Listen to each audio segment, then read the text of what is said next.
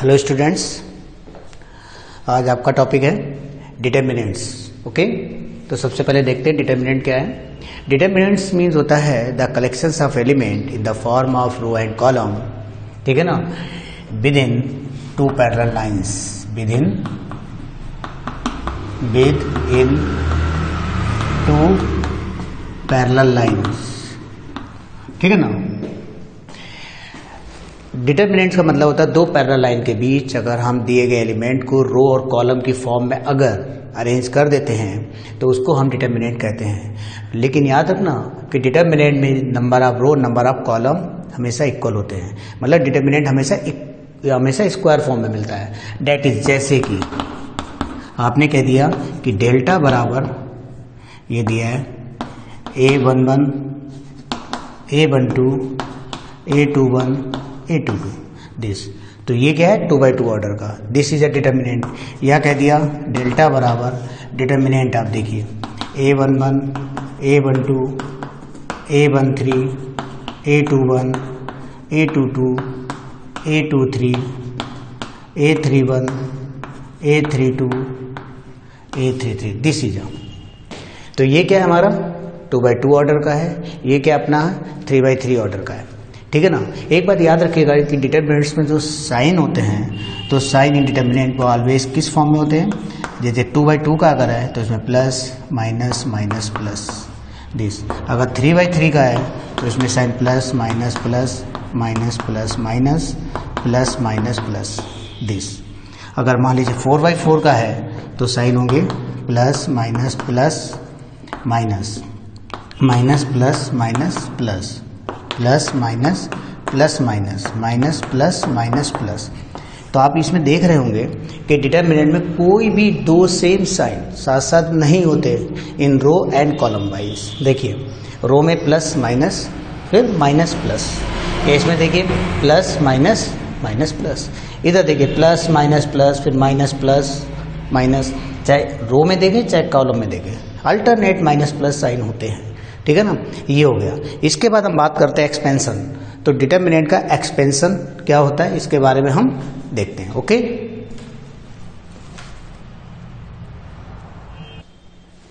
देखिए अब बात कर रहे हैं एक्सपेंशन ऑफ डिटर्मिनेंट। मान लीजिए डिटर्मिनेंट आपको दे रखा है A11 A12 A21 A22, तो डिटर्मिनेंट का एक्सपेंशन पॉसिबल होता है। इसको कैसे एक्सपेंड करते हैं, इसकी मल्टीप्लाई इससे होगी एंड इसकी मल्टीप्लाई इससे होगी, मीन्स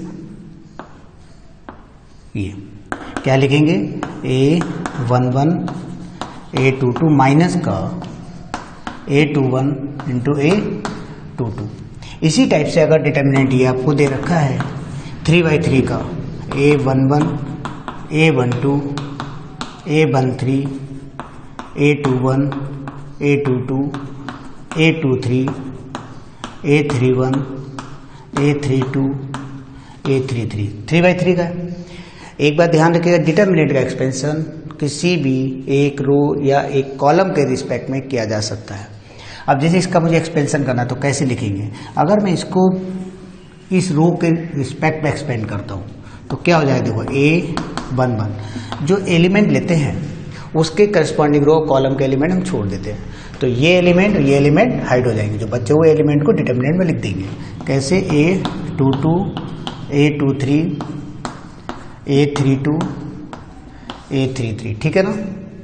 ये प्लस साइन था, उसके बाद मैंने कहा साइन अल्टरनेट प्लस माइनस होते हैं तो माइनस आएगा यहाँ पे, माइनस का क्या है A12, फिर डिटर्मिनेंट ये एलिमेंट लिया तो इसके करस्पॉन्डिंग रो और कॉलम को हाइड कर देंगे, रो छुप जाएगा और ये कॉलम, जो बचे हुए एलिमेंट कौन से, this and this this and this, तो लिख दिया जाएगा A21 A23 A31 और A33 दिस, फिर आएगा प्लस, अब ये एलिमेंट लिया जाएगा A13 डिटर्मिनेंट ऑफ, ये प्लस माइनस फिर प्लस आएगा तो प्लस आ गया।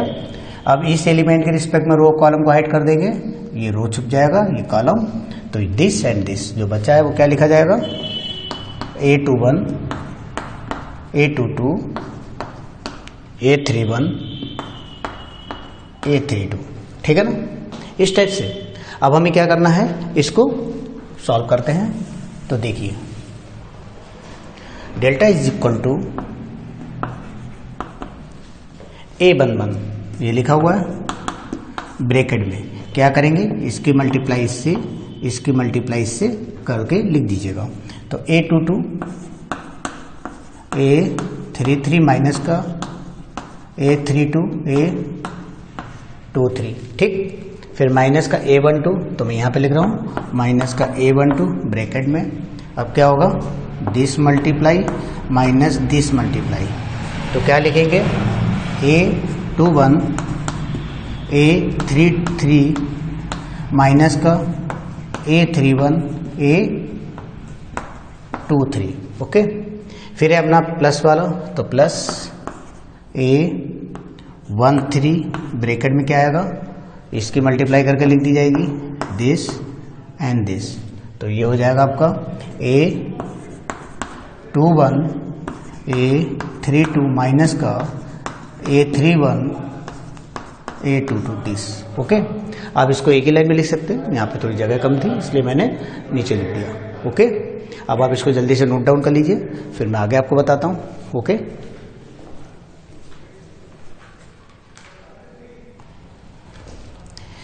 देखते हैं अब माइनर्स के बारे में। तो देखिए माइनर्स क्या होता है, माइनर्स का मतलब होता है अगर किसी डिटर्मिनेंट में किसी भी एलिमेंट का अगर हम माइनस निकालते हैं, ठीक है ना, तो माइनस निकालने के लिए क्या करते हैं, जिस एलिमेंट का माइनस निकालते हैं उस एलिमेंट के करस्पॉन्डिंग रो और कॉलम के एलिमेंटों को हम छोड़ देते हैं, ठीक है ना। फिर समझ लीजिए, जैसे मान लो मुझे इस एलिमेंट का माइनर निकालना है, तो इस एलिमेंट का माइनर निकालने के लिए क्या करें, हम कॉलम और रो के एलिमेंट को छोड़ देंगे। जो बचे हुए एलिमेंट का डिटर्मिनेंट है that is called minors of A11, ठीक है ना। तो मैंने क्या लिखा, on eliminating row and column through the element Aij thus obtained is called minor of Aij and is denoted by Mij। तो Mij जो है वो Aij का माइनर है, तो इसको कैसे निकालेंगे, डेट इज, अगर मैं कह दूं लेट M11, देखिए ऐसे M11 M12 M13 dot dot M33 be the minor of A11 A12 A13 dot dot A33 respectively, ठीक है ना। मान लेते हैं कि M11 M12 M13 M33 with the minor of A11 A12 A13 dot dot A33। It means M11 is a minor of A11, M12 is a minor of A12, M13 is a minor of A13 dot dot M33 is a minor of A33, ठीक है ना। तो minor निकालते कैसे, जैसे कि अगर हमें देखिए अब यहाँ पे ध्यान से, अगर हमें M11 निकालना है, देखिए M11, तो M11 निकालने के लिए क्या करें, A11 का माइनर है तो इसको हाइड कर देंगे, ये हाइड हो जाएगा, तो बचेगा determinant of A22 A23 A32 A33 M11।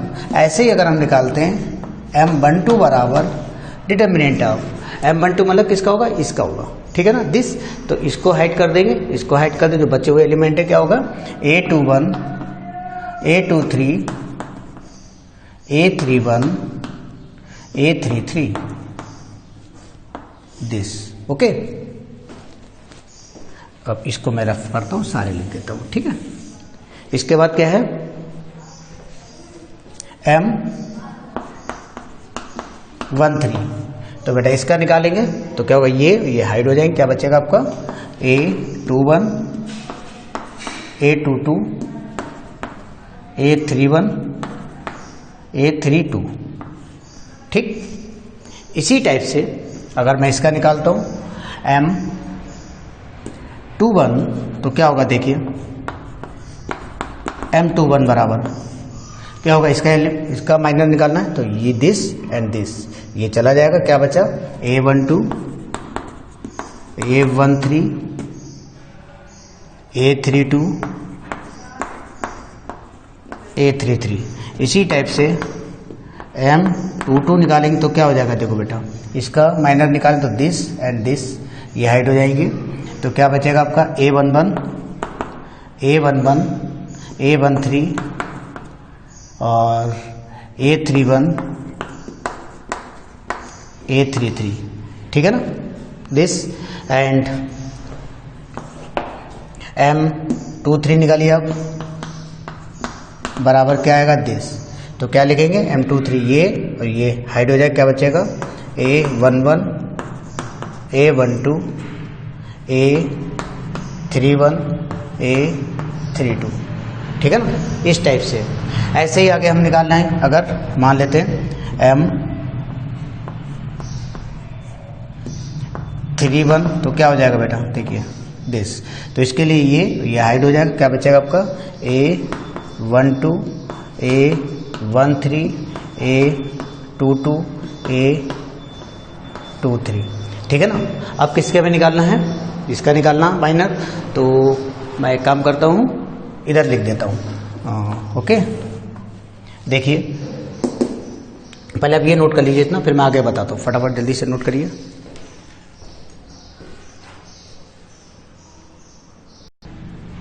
Note कर लिया। देखिए M31 के बाद हमें क्या निकालना है, M32। देखिए M32 बराबर क्या होगा, डिटर्मिनेंट ऑफ इसका कोफैक्टर, वो इसका माइनर निकालेंगे। तो दिस एंड दिस क्या बचा आपका A11, A13, A21, A23, okay. अब M33 निकालेंगे तो क्या आ जाएगा, बराबर दिस। क्या बचा A11, A12, A21, A22, okay this. तो ये आपके हो गए माइनर। अब हम बात करते हैं कोफैक्टर क्या होता है। अगर मैं कोफैक्टर की बात करता हूं तो उसको देखिए, कोफैक्टर में अगर मैं कहता हूं कि कोफैक्टर अगर निकालना है तो देखिए, एक सेकंड के लिए देखिए कोफैक्टर। इफ अगर मैं कह दूं M I J be the minor of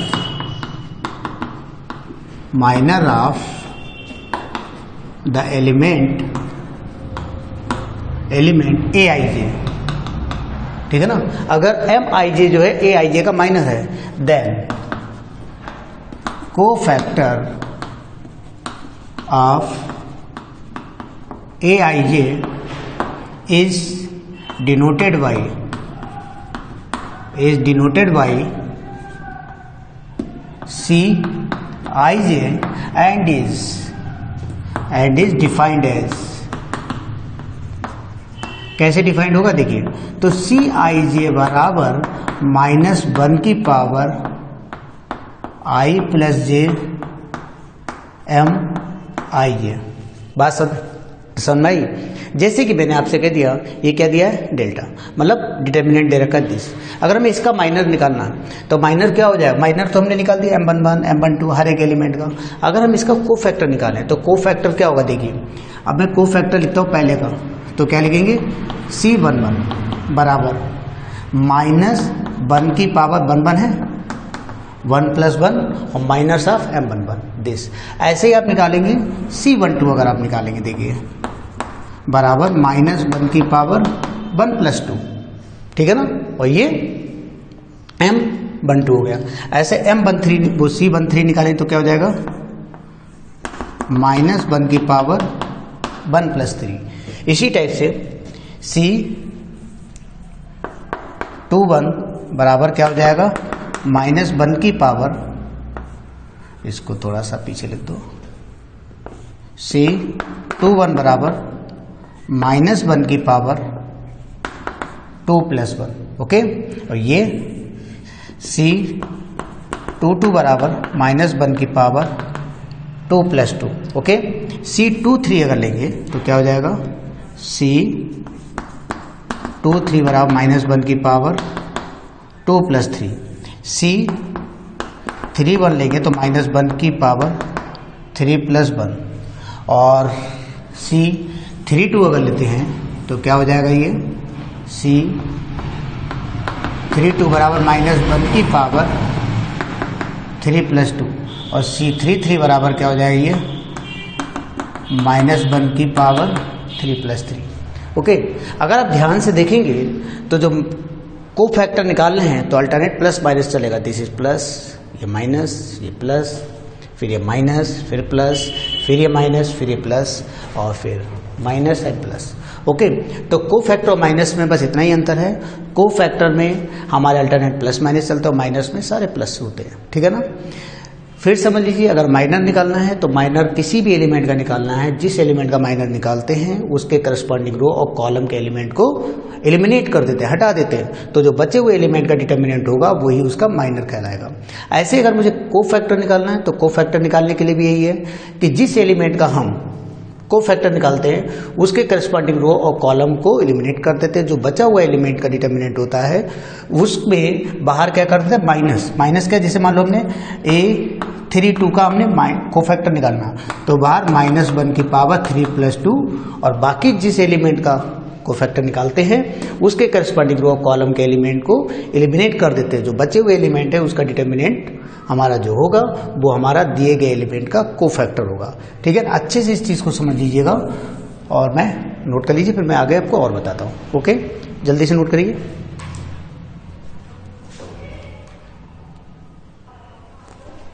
देखिए, अब मैंने एक एग्जाम्पल उठा लिया। डेल्टा बराबर दे रखा 1 2 3 1 1 2 3 2 1।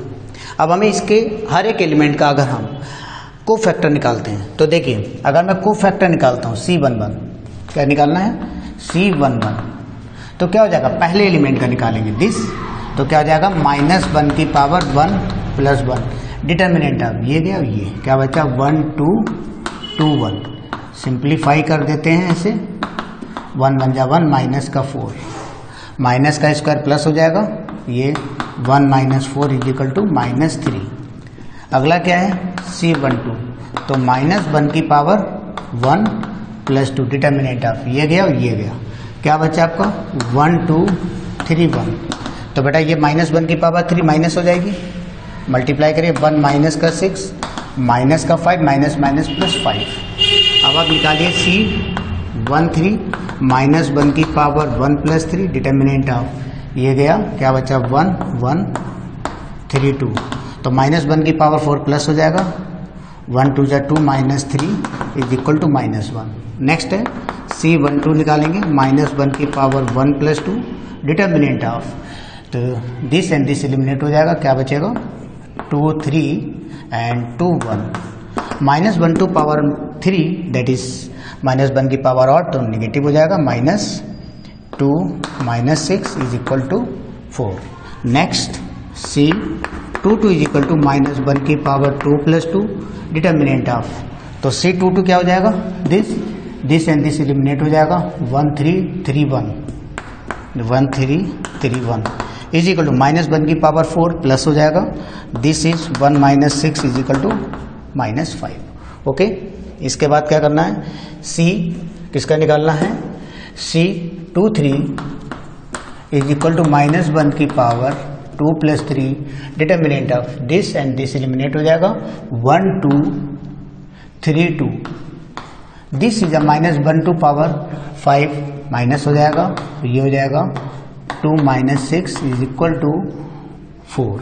ओके, नेक्स्ट क्या है, C31 = -1 की power 3 + 1। Determinant of and this eliminate हो जाएगा, 2 3 1 2।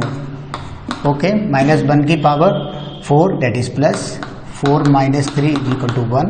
नेक्स्ट है C32, तो ये हो जाएगा -1 की पावर 3 + 2।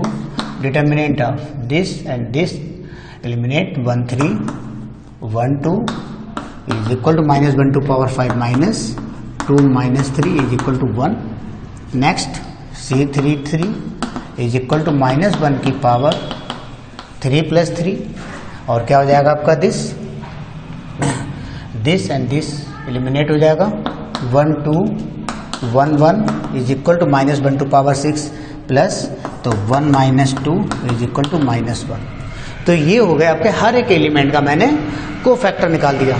इसका कोफैक्टर, इसका कोफैक्टर ये आया, इसका कोफैक्टर ये आया, सारे कोफैक्टर ऐसे निकाले जाएंगे। अगर माइनर निकालना है तो माइनर निकालने के लिए कुछ नहीं करना, बस सिंपल से याद रखना यहाँ पे C11, बस ये चीज़ नहीं रहेगी। -1 टू पावर जो मैं 1 + 1 -1 की पावर 1 + 2, ये चीज़ नहीं होगी। ओके, इस चीज़ का यूज़ नहीं होगा, बाकी सारे जो होंगे वो माइनर्स कहलाएंगे फिर। ओके, नोट करिए जल्दी से, फिर मैं नेक्स्ट बताता हूँ आपको।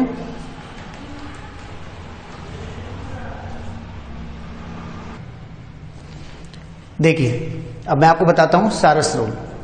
देखिए सारस रूल क्या है। पहली बात याद है कि जैसे मैंने आपको डिटरमिनेंट का एक्सपेंशन बताया, तो डिटरमिनेंट का एक्सपेंशन मैंने आपको पहले रो के रिस्पेक्ट में बताया था। आप उसी कॉन्सेप्ट को फॉलो करते हुए सेकेंड रो या थर्ड रो या फर्स्ट कॉलम, सेकेंड कॉलम या थर्ड कॉलम के रिस्पेक्ट में एक्सपेंड कर सकते हैं। डिटरमिनेंट की वैल्यू पे कोई फर्क नहीं आएगा। Any determinant can be expand with respect to any one of row or column. Okay, the value remain अनट्रेंड, कोई भी वैल्यू इसकी चेंज नहीं होती, वैल्यू इसका जो है वो सेम आएगी।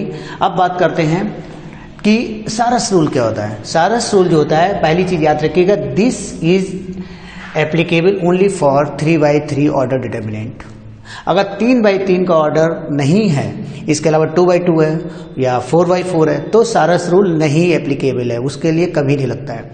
तो आप लिख लीजिए, मैंने बोल भी दिया है कि it is used only for 3/3 order determinants. ठीक है ना। होता क्या है, जैसे मान लेते हैं, अगर मैंने कहा कि डेल्टा बराबर आपको दिया है determinant of A11, A12, A13, A21, A22, A23, A31, A32, A33।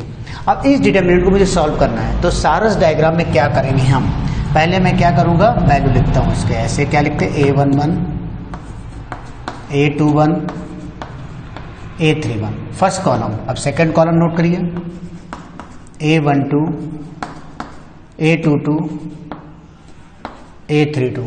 Third column note करिए, A13, A23, A33।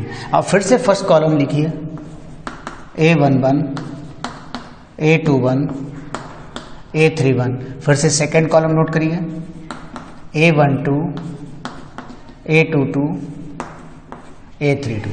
समझ रहे क्या मैंने करा, पहला कॉलम नोट डाउन किया, फिर दूसरा कॉलम नोट किया, फिर तीसरा कॉलम, फिर पहला कॉलम एज इट इज, फिर दूसरा कॉलम।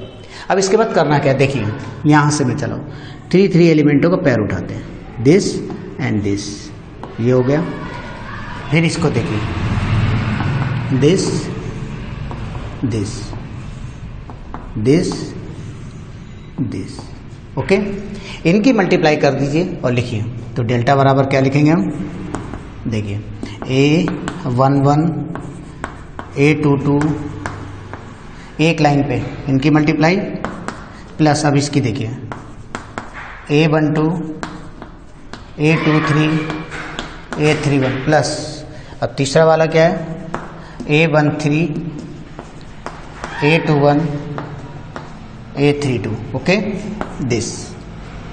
अब क्या करेंगे, इधर से देखिए नाउ, यहां से ये this this this this and this. Okay, अब माइनस साइन लगा देंगे आगे, माइनस का, फिर ब्रैकेट में क्या करेंगे, अब इन एलिमेंटों की, मैंने पहले किसके लिया था, इन एलिमेंटों का मल्टीपल का सम कर दिया था।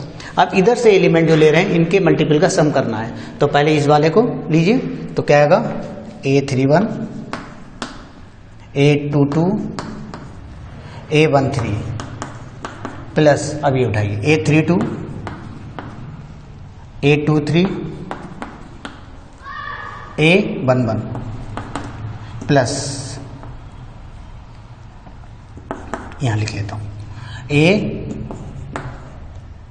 A33, A21, A12 this. तो ये है अपना सारस डायग्राम, समझ रहे हैं। अगर डिटरमिनेंट दिया हो तो उसको सारस डायग्राम से कैसे सॉल्व करेंगे, तो उसके लिए ये कॉन्सेप्ट है। पहले क्या करेंगे, पहला कॉलम नोट करेंगे, दूसरा कॉलम, फिर तीसरा कॉलम, फिर से पहला कॉलम, फिर दूसरा कॉलम। इसके लिए पहले क्या करेंगे, ऊपर से देखिए इनको तीन तीन एलिमेंटों का पैर बना लेंगे डायगोनल में, फिर नीचे से तीन तीन एलिमेंटों का पैर बना लिया। अब पहले अप टू डाउन, ऊपर से नीचे आने वाले तीन तीन एलिमेंटों को पैर जो है उनके मल्टीपल का सम लिख दिया एक ब्रैकेट में, फिर नीचे से ऊपर जा रहे हैं अपवर्ड वाले डायगोनल उनके एलिमेंटों का मल्टीपल का सम करके लिख दिया। इनका जो डिफरेंस आएगा that is called a value of determinant. ये मेथड है, सारस डायग्राम मेथड कहलाता है या सारस रूल भी कहते हैं। नोट करिए जल्दी से इसे आप।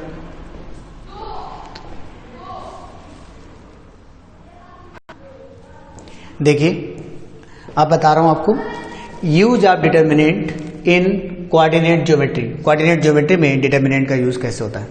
देखिए सबसे पहली चीज बता रहा हूं area of triangle. Area of triangle में क्या है, अगर मान लेते हैं इफ ये कोई ट्रायंगल दे रखा है, देखिए दिस इज अ ट्रायंगल, नाम क्या है इसका ए बी सी, और ट्रायंगल के वर्टेक्स के कोऑर्डिनेट दे रखे हैं हमें x1 y1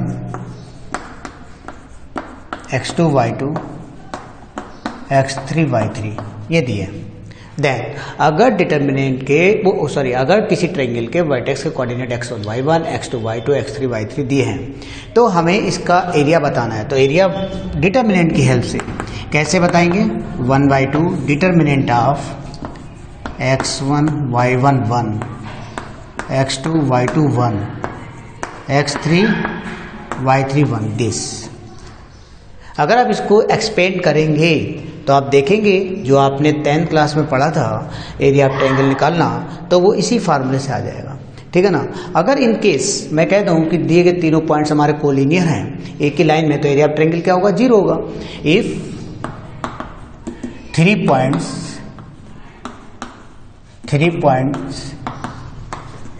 A B and C will be collinear. अगर तीनों पॉइंट हमारे कोलिनियर हैं देन आप क्या कहेंगे, area of triangle is equal to 0। It means 1/2 area क्या है x1 y1 1 x2 y2 1 x3 y3 1 is equal to 0। 1/2 इधर जाएगा तो हम क्या कहेंगे कि this is x1 y1 1 x2 y2 1 x3 y3 1 is equal to 0. तो this is a condition that the given 3 point will be collinear. Okay, तो area of triangle becomes 0। It means determinant of x1 y1 1 x2 y2 1 x3 y3 1 is equal to 0। Okay, इसके बाद मैं बात करता हूं, अगर मुझे 3 लाइनें दे रखी हैं, ठीक है ना, अगर इसी ट्रायंगल की देखिए, अगर मुझे यहाँ पर इस ट्रायंगल के वर्टेक्स के कोऑर्डिनेट ना दे करके 3 लाइनें दी हों, देखिए दूसरा पॉइंट है if a1 x plus b1 y plus c1 बराबर 0, a2 x plus b2 y plus c2 बराबर 0, a3 x plus b3 y plus c3 बराबर 0 be the three sides of triangle ABC। अगर ट्रायंगल ABC की ये 3 sides को show कर रहा है, this is equation of side this and this is equation of side this and this is equation of side this, then area of triangle कैसे दिया जाएगा देखते हैं। Then delta is equal to area of triangle अगर मैं लिखता हूं तो this is 1/2 alpha beta gamma determinant of a1 b1 c1 a2 b2 c2 a3 b3 c3 का होल स्क्वायर। समझ रहे ना, जहां पे अल्फा बीटा गामा क्या है, वह जहां पर अब अल्फा बीटा गामा निकालने के लिए क्या करेंगे, देखिए पहला कॉलम मतलब ये नोट कर लीजिए ऐसे simply a1 a2 a3 b1 b2 b3, इसके बाद फिर इसको रिपीट कर दीजिए a1 b1। देखिए this multiply and this multiply is equal to alpha, means alpha बराबर क्या है A1 B2 माइनस का A2 B1। ओके, ये आपकी अल्फा की वैल्यू हो गई। और this is beta, this multiply and this multiply, क्या हो गया A2 B3 माइनस का A3 B2, this and this is gamma. तो कैसे निकालें, दिस मल्टीप्लाई एंड दिस, तो गामा इज इक्वल टू हो जाएगा A3 B1 माइनस का A1 B3, दिस। ओके, तो एरिया ऑफ ट्रायंगल निकालना जबकि हमें किसी ट्रायंगल की तीनों साइड्स की इक्वेशन दे रखी हो, तो उसके लिए हम क्या फार्मूला यूज करेंगे, डेल्टा बराबर 1/2 alpha beta gamma into determinant of A1 B1 C1 A2 B2 C2 A3 B3 C3 का होल स्क्वायर। ओके, और यहाँ पे अल्फा बीटा गामा की वैल्यू निकालने के लिए इस कॉन्सेप्ट का यूज कर लेंगे, अल्फा बीटा गामा की वैल्यू मिल जाएगी। ओके, नोट करिए जल्दी से, फिर मैं आगे बोलता हूँ।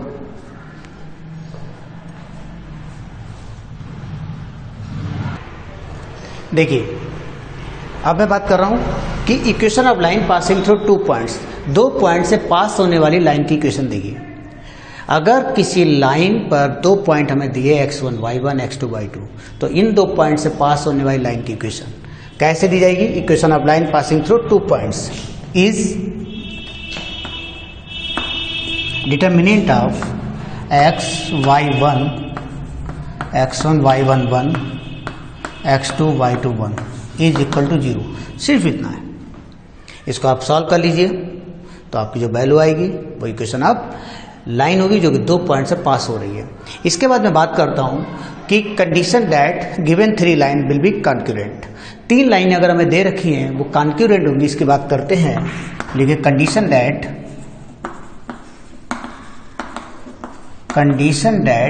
3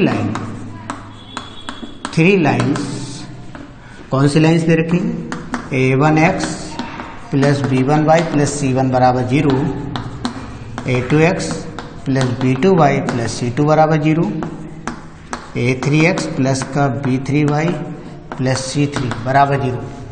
condition that 3 lines this will concurrent, will be concurrent. तो कॉन्क्यूरेंट अगर ये तीनों लाइनें हैं तो इसके लिए क्या होना चाहिए, determinant of A1 B1 C1 A2 B2 C2 A2 B2 C2 A3 B3 C3 is equal to 0। अगर इसकी वैल्यू 0 आ रही है तो दी गई तीनों लाइन हमारे कॉन्क्यूरेंट हैं, वरना ये कॉन्क्यूरेंट नहीं होंगी। अब मैं एक चीज आपको और सिखा देता हूं, देखिए ध्यान से देखिए जरा,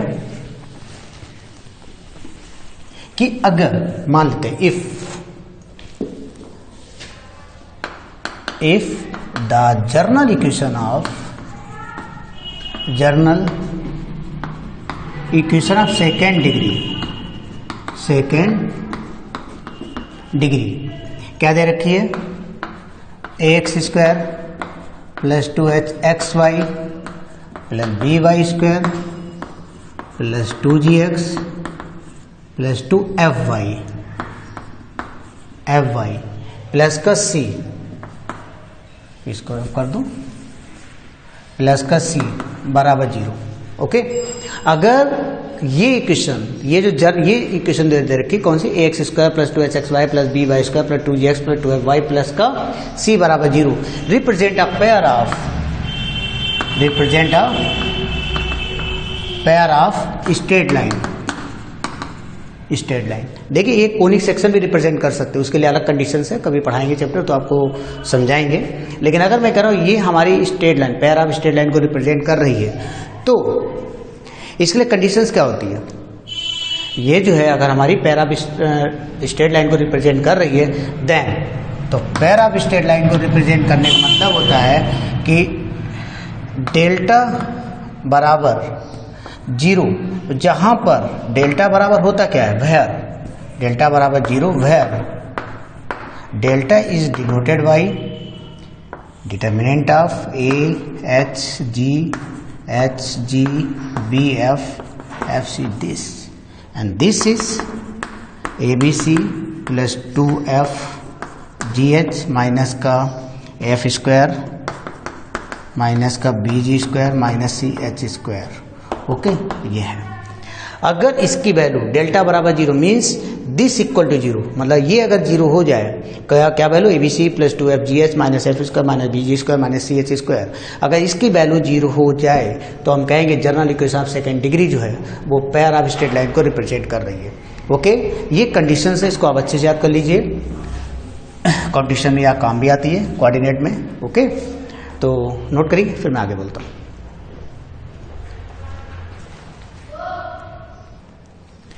नोट कर लिया आप लोगों ने? तो आज के लिए हम इतना ही रखते हैं और आप लोग इसको अच्छे से तैयार कर लीजिएगा कॉन्सेप्ट को, ठीक है। अगर आप लोग कोई भी प्रॉब्लम हो, कुछ भी टॉपिक पढ़ना हो अपने मन का, ठीक है ना, आपको किसी टॉपिक में कोई प्रॉब्लम आ रही हो तो आप मुझे कॉन्सेप्ट में मतलब कमेंट्स में लिख सकते हैं कि मुझे ये टॉपिक बता दीजिए, मैं कोशिश करूँगा आपको उस टॉपिक को समझाने की अच्छे से। ओके, तो आज के लिए इतना रखते हैं। Okay, thank you.